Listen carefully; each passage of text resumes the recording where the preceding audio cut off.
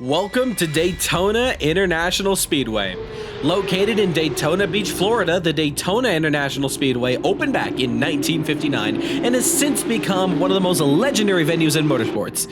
Best known for hosting the Daytona 500 in NASCAR, this track has also played a major role in sports car racing history, especially with the endurance events like the Rolex 24 at Daytona. While its most famous use is for the oval, the road course layout for use for GT is a whole different beast.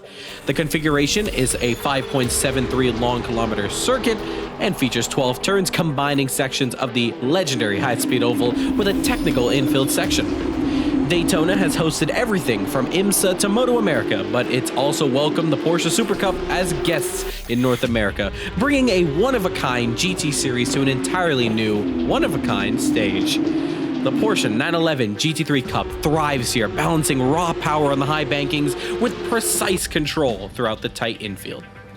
The World Center of Racing has been the host to amazing and iconic events, such as the aforementioned NASCAR Daytona 500 and the IMSA Rolex 24. But there are other forms of motorsport, like the IMSA Michelin Pilot Challenge, Ferrari Challenge, and Moto America with the Daytona 200. And yes, that is superbikes here. In CMRSC, Daytona is a regular stop, as being featured as the Daytona 500 Virtual back in 2022, 2023, and 2024, as well as the IMSA Assetto Corsa Sports Car Series back in 2023 for the road course configuration of the circuit.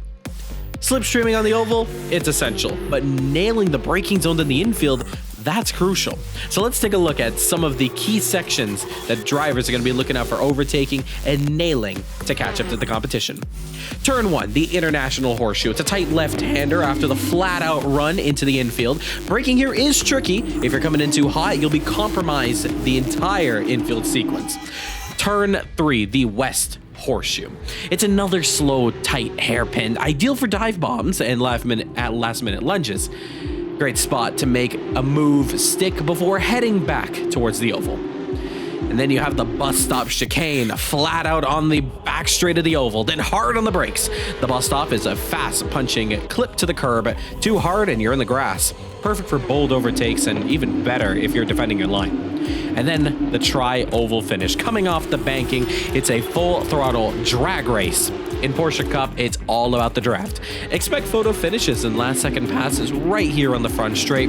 We have seen it in the Daytona 500 Virtual, all the way from 2022's iconic moment between Justin and Sanders, race to the line, as well as Dylan and Luca in 2024.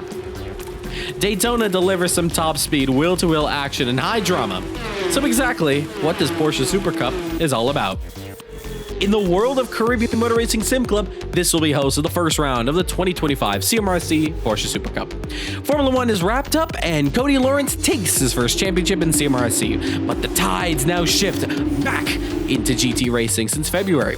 We are in store for another brilliant season. The first round takes place here at Daytona, and so far, over 30 drivers have signed up, and the timing sheets are still having us decide the question, who are the drivers that we're going to be watching in this championship? This spec series looks to bring raw talent in drivers, as these cars are a bit of a handful and some may say are a bit more difficult than F1, but with a hungry pack of new and returning faces here in Caribbean Motor Racing Sim Club, they're all trying to write their names in the history books, and it's all to play for as this brand new 5-round championship gets underway. CMRSC's Porsche Supercup is headed for Daytona, and the drivers are set to start their engines for the first round of the championship, as this is round 1, the United States CMRSC Porsche Supercup Grand Prix.